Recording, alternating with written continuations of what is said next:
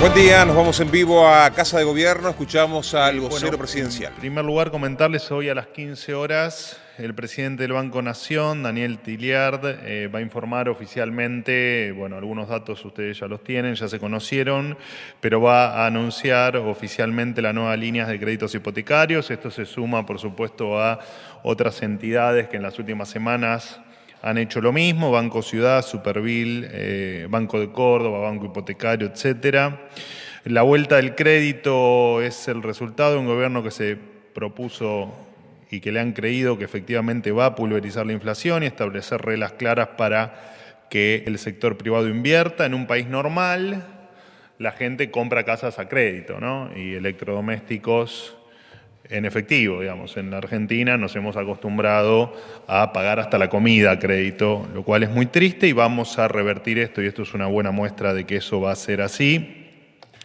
El crédito hipotecario en la Argentina, dato de color, pero me parece que es interesante comentarlo, representa apenas el 0,2% del PBI. Y es el valor, es el porcentaje del PBI más bajo en 80 años. En América Latina, el crédito hipotecario representa, de acuerdo al país, entre el 5 y el 10% del PBI. Incluso en Chile, este porcentaje se acerca al 30% del PBI. Bastante lejos estamos de los países de la región. Lo cierto es que durante años la política se llenó la boca hablando de justicia social en términos de distribuir la riqueza, y para nosotros no hay mejor, entre comillas, justicia social que el propio progreso, ¿no? Donde todos tengan la posibilidad de construir su propio proyecto de vida. Y el crédito hipotecario, en definitiva, no es otra cosa que eso, es la verdadera expresión de la justicia social. Sin crédito hipotecario solo llegan a adquirir una vivienda el 5% de los argentinos. El resto que tiene una vivienda propia es por herencia. O sea, el 95% de la gente que tiene una propiedad la tiene por herencia y no porque se la logró comprar.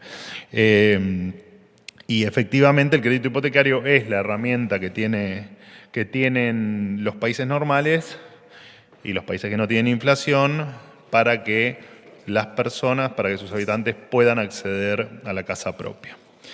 En otro orden de cosas, y con respecto al paro de la CGT que va a ocurrir el día de mañana, ya hemos hablado ayer en virtud de alguna pregunta que me ha hecho alguno de sus compañeros, paro que no tiene una razón aparente o una justificación aparente. Sigue abierta la línea 134 para denunciar extorsiones. Los empleados estatales que paren se les descontará sus saberes del día. Quien no va a trabajar y no cumple con su actividad no cobra. Obviamente que las organizaciones que participen de la marcha deberán afrontar los gastos que la marcha o que la situación del día de mañana ocasione. Y también contarles que 6.593.000 personas mañana no van a tener a disposición el servicio esencial de transporte para ir a sus trabajos. 4 millones de personas no van a poder viajar en colectivo en el AMBA, 1,5 millones de personas no van a poder hacerlo en el interior del país, 1 millón de personas no van a poder viajar en trenes, y hay 93.000 personas que verán cancelados sus 703 vuelos. Así que la decisión de la CGT afecta a 6.593.000 personas aproximadamente. Simplemente para hacer un listadito pequeño de lo que ha ocurrido desde el 10 de diciembre. Nuestro gobierno tuvo 2 paros generales de la CGT, 2 paros de colectivos, 2 paros docentes, 1 paro de trenes, 1 paro de aeronáuticos y más de 100 marchas e intentos de piquetes. En 4 años de gobierno de Alberto Fernández, el doctor Fernández, que terminó con 211% de inflación, 50% de pobres y 130.000 muertos bajo el lema del Estado te cuida, tuvo 0 paros. Desde 1983, el 64% de las 44 medidas de fuerza convocadas por la CGT fueron contra gobiernos no peronistas, o sea, prácticamente 2 de cada 3 medidas fueron contra gobiernos no peronistas, y dado el estado de las cosas, está claro que estos gobiernos, los peronistas, a los que menos paros le han hecho, no han brillado precisamente por su eficiencia. Mañana paran los que quieren seguir haciendo de la Argentina un camino de servidumbre, los fundamentalistas del atraso que cargan sobre las espaldas de los trabajadores. A quienes piensan extorsionar a los argentinos para volver al poder, esta administración les informa que solo van a ganarse el desprecio de todos aquellos que mañana quieren y además necesitan ir a trabajar. A esos argentinos, a los que el gobierno va a representar y se siente orgulloso de que cada día confíen en el rumbo que se está llevando adelante. Fin. Soy todo de ustedes. Hola Manuel, buen día. ¿Cómo andas? ¿Bien? Bien. Eduardo Menegazzi para Infobae. Hoy se conoció una resolución en el boletín oficial firmada por el ministro de Economía, por el secretario de Energía, mejor dicho, Rodríguez Chirilo, respecto de la deuda que mantiene el gobierno con las generadoras de energía. La asociación que agrupa a las empresas generadoras de energía manifestó su rechazo al bono que le propusieron, que tiene vencimiento en 2038 y que es por 600.000 millones de pesos. Quería saber qué posición va a adoptar el gobierno, si van a seguir las conversaciones o qué rumbo va a adoptar al respecto. Gracias. Bueno, sí, efectivamente, las conversaciones van a seguir. Es un tema que tenemos en agenda solucionar y claramente se va a seguir conversando. Digo, más allá de que efectivamente la deuda o el gasto que el Estado debe afrontar desde febrero en adelante. De hecho, hasta el propio presidente Milei, y yo creo que en alguna conferencia también lo he dicho, estimamos que cerca de mitad de año va a quedar regularizado y el resto serán esfuerzos que haremos para efectivamente terminar con el problema que se había acumulado para diciembre y para enero. Y está efectivamente en nuestras intenciones seguir conversando para resolver un tema que por supuesto no puede quedar eternamente inconcluso, ¿no? Dentro del gran desaguisado dentro de las cuentas públicas, estamos haciendo todos los esfuerzos para precisamente terminar con este embrollo que implica la deuda a la que vos haces mención. Manuel, buen día. Hernán Mundo de Radio Nacional. Vuelvo con la cuestión del paro de mañana. ¿El gobierno entonces da por descartado a esta hora apelar a algún tipo de esencialidad en cuanto al transporte público para garantizar algún tipo de prestación mínima vinculado al tema de administración pública? Se va a descontar el día a aquella persona que no trabaje, pero no hay prestación de transporte, por lo tanto aquella persona que de repente quisiera ir a trabajar no tiene cómo viajar, salvo que tenga movilidad propia. Y por otro lado, una pregunta de otro tema, es la peor catástrofe que sufre Brasil en el sur de su país. Argentina ya ha comunicado, usted lo ha dicho ayer, la ayuda al país. ¿Está previsto algún tipo de diálogo más allá de las diferencias ideológicas con el presidente Lula? Gracias.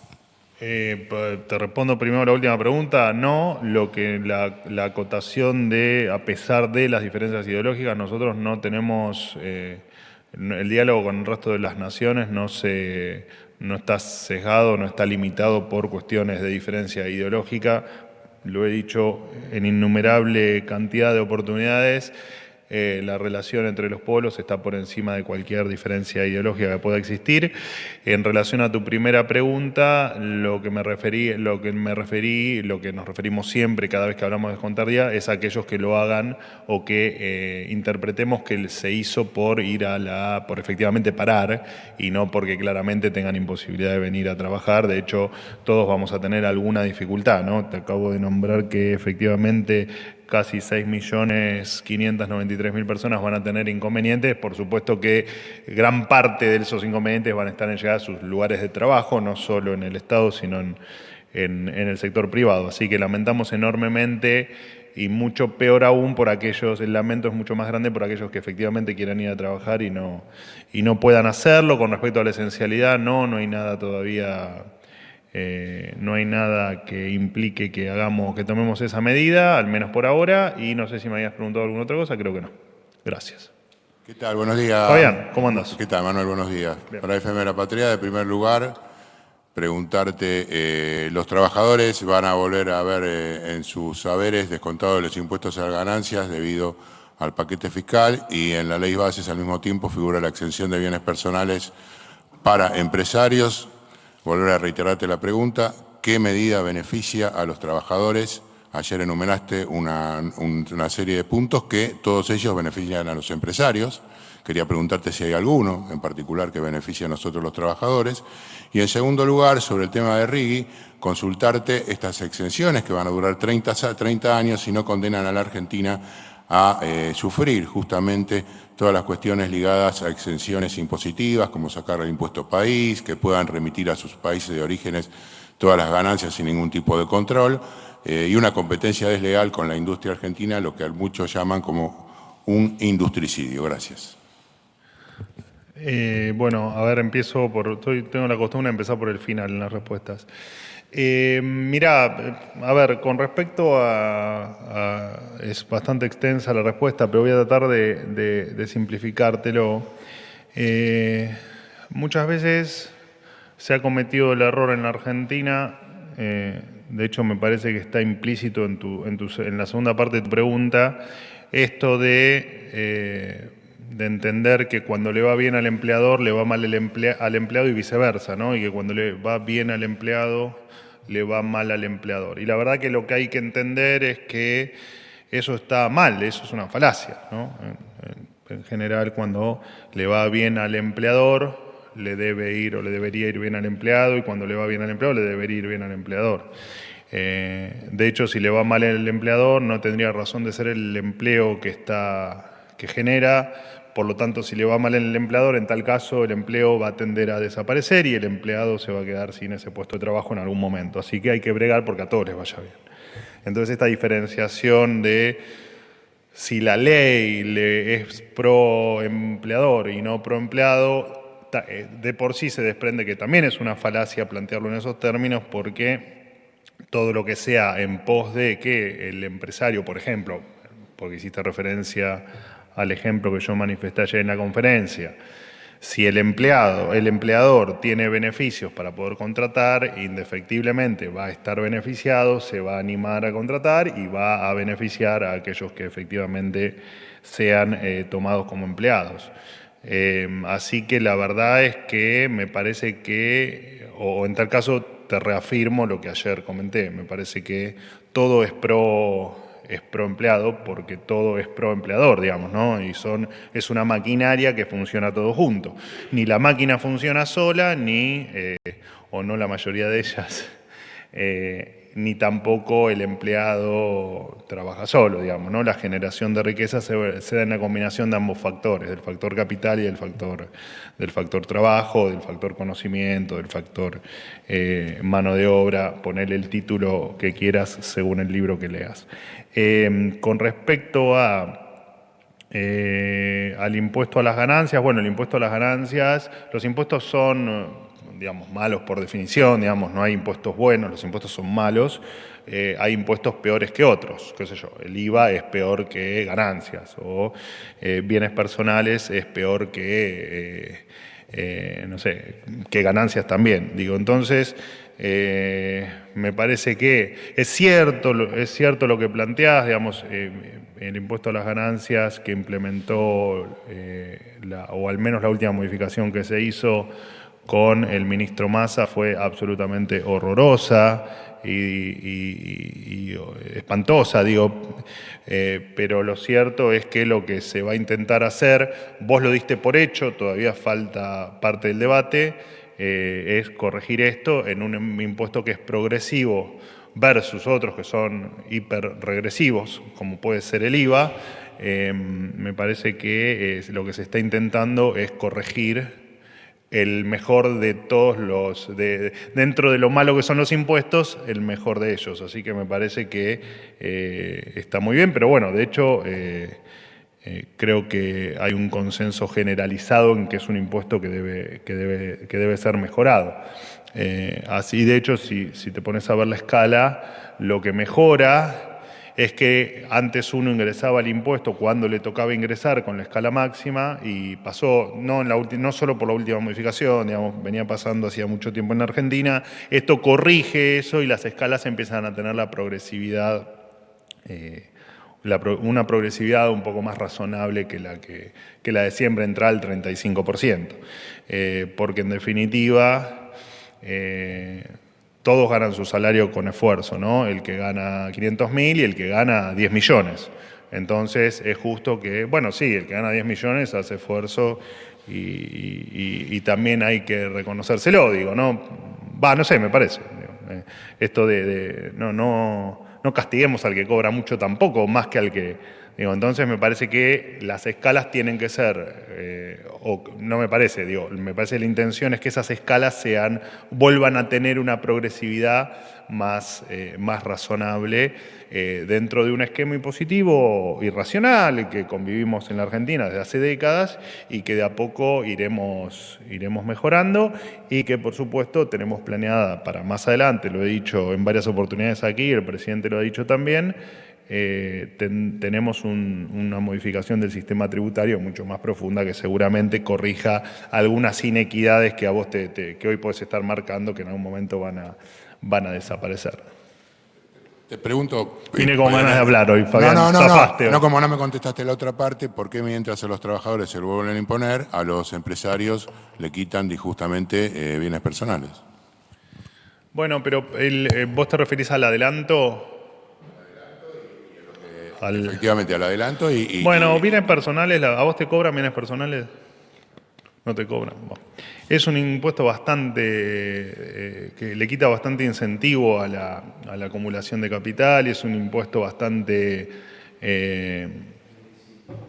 complejo porque en definitiva te están castigando por bienes que vos ya pagaste impuestos para adquirirlos, para producirlos y para generarlos. Así que, pero bueno, ya es meterse en una discusión estrictamente de carácter tributario, que por ahí no es el ámbito, pero cualquier impuesto que se intente disminuir va a ser beneficioso. Digo, aparte, bienes personales son personales, digamos, no son de empresas, ¿no? Más allá de que a veces se tribute a través de las sociedades. ¿La qué? El RIGI. Bueno, pero yo creo que es difícil entender la crítica al que alguien venga a invertir y se quiera llevar las ganancias. Digo, ¿cuál es la crítica?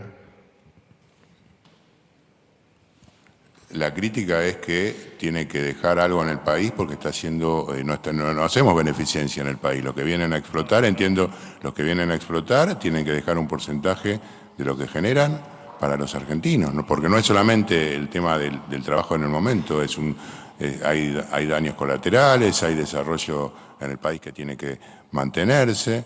Entonces, que alguien se lleve todas las ganancias de cualquier... En ningún país del mundo pasa, además. No existe un país del mundo en el que haya inversión y se lleven todas las ganancias. No, bueno, también es amplia la discusión. Es interesante igual porque plantea también otra de las frases o de los, ¿cómo decirlo?, de los lemas que hubo durante tanto tiempo de si te llevas las ganancias sos un vendepatria, o sos un fugador, o sos un... Y lo cierto es que cuando vos invertís, vos hablás de inversión extranjera, digo, pero me puede pasar a mí si quiero poner un almacén en la esquina de mi casa, más allá de que puedo hacerme rico poniendo un almacén, vos en el medio vas generando riqueza, porque vas generando empleo, porque generás inversión, porque movilizás un montón de otros rubros que dinamizan la economía. Entonces, más allá de que aparte también pagás impuestos y aparte a los que vos le pagás también pagan impuestos, entonces me parece que eso de me llevo las ganancias sin dejar nada no ocurre nunca, pero nunca, bajo ningún aspecto, en ningún caso. Y entiendo que también hay determinadas inversiones, pero por eso te digo, es un tema por ahí un poco más largo. Y de hecho, hoy parte te lo respondí en la primera parte de mi exposición a tu respuesta. Vos la inversión es un elemento necesario para crecer y para ir combatiendo la pobreza y para tener un país distinto. Digamos, no podés no contar con la inversión. Sería ridículo pensarlo, digamos, que eso ocurra. Y me parece al revés, que hay que motivar a que no solo la inversión extranjera, vos o que cualquiera que esté aquí, que tenga ganas de invertir, que lo haga y que apueste a contratar y que apueste a invertir, a comprar una máquina, a ampliarse y a ser emprendedor y que empiecen realmente a apostar porque el país lo hacen. No lo hacemos nosotros desde el gobierno, el país lo hace el sector privado apostando, invirtiendo y jugándosela. Así que invitamos a todos, sean del exterior o sea de argentinos, a invertir en la Argentina, ¿no? Como Elon Musk, bueno, supongo que pesa más lo que pueda decir Elon que yo, pero invitamos a invertir, te invito a vos, Fabián, también a invertir en la Argentina, que te va a ir seguramente muy bien. Buen día, Pablo Gagliano de Radio andás? Continental. Muy bien. Quería consultarlo en principio con respecto al paro, si mañana el gobierno va a hacer la tradicional reunión de gabinete, porque no se sabe si los ministros van a poder llegar aquí a Casa Rosada. Y por otra parte, con respecto al billete de 10.000 pesos, ¿cuándo efectivamente empieza a circular? ¿Y qué pasa con el de 20.000? Porque se hablaba de billete de 20.000 y después no se habló más. ¿Es necesario un billete de 20.000? Bueno, vamos, a ver, sí, no nos adherimos al paro, así que mañana probablemente exista la reunión de gabinete.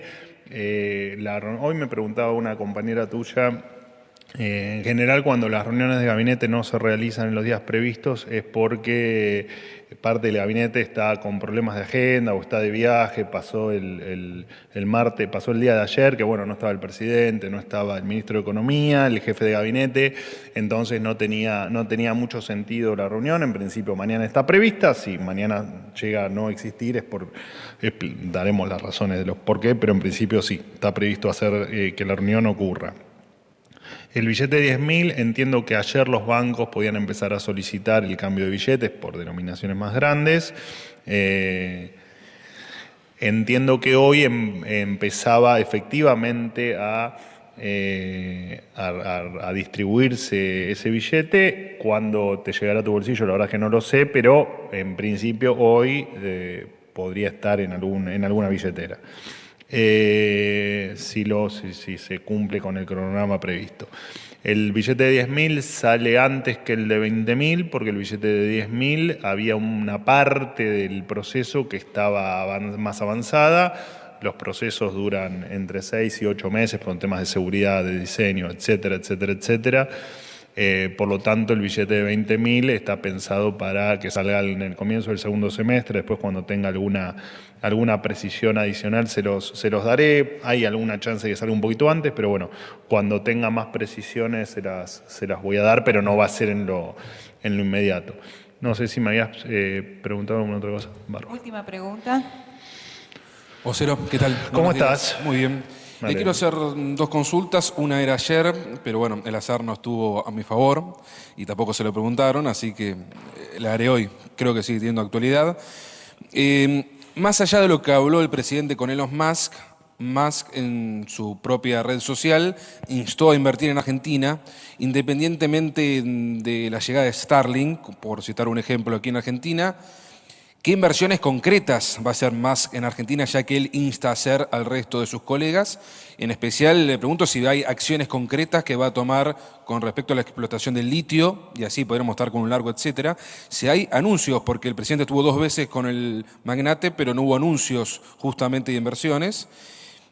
También tampoco se profundizó qué va a pasar con las sociedades anónimas en el fútbol. Le pregunto porque se reunió con Infantino y usted mismo deslizó que iban a hablar del tema. Y la pregunta de hoy era, ayer el propio vicejefe de gabinete, José Rolandi, reconoció que si se dificultan algunos capítulos de la ley bases, entre ellos el RIGI, puede haber cambios. La pregunta es si va a haber cambios y si hay cambios, si es un fracaso por parte del gobierno, teniendo en cuenta de que el 25 en Córdoba pacto no habrá, o al menos no habrá ley bases. Gracias. Bueno, con respecto a lo primero, no hay, digamos, eso será una decisión que tomará Elon Musk y en tal caso su grupo de trabajo. Por supuesto que es un hombre ligado a la tecnología, es un hombre ligado a la inteligencia artificial y es un hombre ligado a tiene una mente que funciona viendo el mundo dentro de 50 años. Así que en tal caso puedo tener un pálpito que es que efectivamente las inversiones deberán estar relacionadas con algo de eso. Pero no, si vos te referís a si hubo algo puntual, no, efectivamente no existió.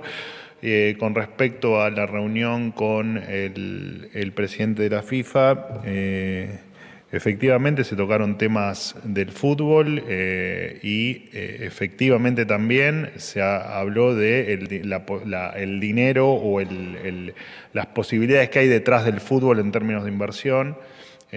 Creo que incluso yo hace un par de meses atrás, cuando hablábamos por primera vez de la posibilidad que se le da a los clubes de fútbol de poder transformarse en sociedades anónimas, habíamos hablado de que incluso había interesados en invertir en clubes argentinos, pero tampoco hubo nada concreto en una reunión que simplemente fue para ponerse al tanto de cómo estaba la Argentina y de cómo íbamos avanzando en varios temas, entre ellos, por supuesto, la conversión o la posibilidad.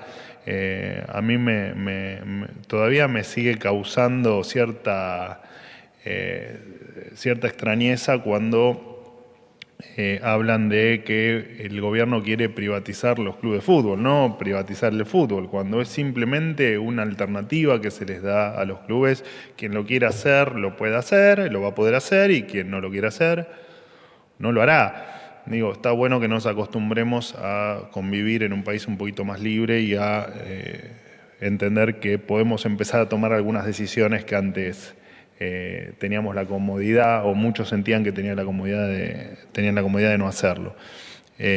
Así que bueno, nada, simplemente eso. No sé si me habías preguntado otra cosa. Sí, la pregunta que tenía para hoy era, ayer el vicejefe de gabinete, José Rolandi, dijo que estarían dispuestos a cambios siempre y cuando vean una real dificultad de que pueda quedar trunca la ley de bases. Si no es un fracaso, porque el 25 se llega sin acuerdo en el Congreso. No, pero ayer de hecho me han preguntado acá qué pasaba si se llegaba el 25 de mayo sin ley o con ley.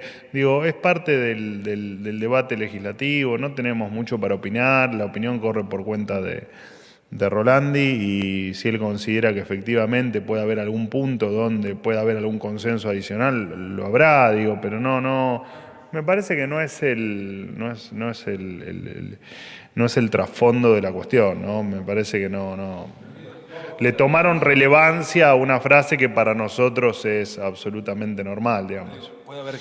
¿Va por cuenta de Rolandi o el gobierno reconoce que puede haber cambios? Va por el título, me parece muy bien. No, para entenderlo, digo, ¿va por cuenta de Rolandi la posibilidad de cambios o el gobierno reconoce que está complicado realmente? Rolandi es el gobierno, digo, a ver, Rolandi lo que plantea es razonable, dice, si en algún punto podemos llegar a ganar algún paso más en el consenso, así será, punto. ¿Estamos? Qué suerte, gracias, hasta luego.